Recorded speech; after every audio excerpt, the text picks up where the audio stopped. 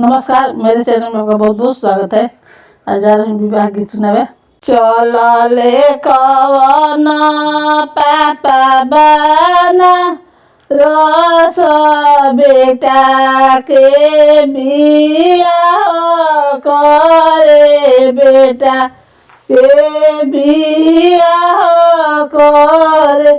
आहो घेरी ले काली बदरी कैसे के बेटा बिया भी, कैसे के बेटा बिया भी। चलले कवन चाचा बना रस बेटा के बिया करे।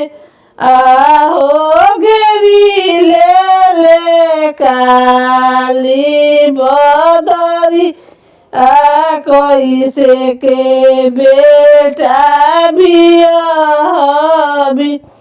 बदरी के देवो में छाता वायनहरी आके कैसे देवो। आहो गने में तमुआ तो नहीं बोइस के बेटा बिया भी, ओइसे के बेटा बिया भी। वीडियो पसंद है तो वीडियो को लाइक करिए, चैनल को सब्सक्राइब कीजिए। फिर मिलते हैं वीडियो के साथ।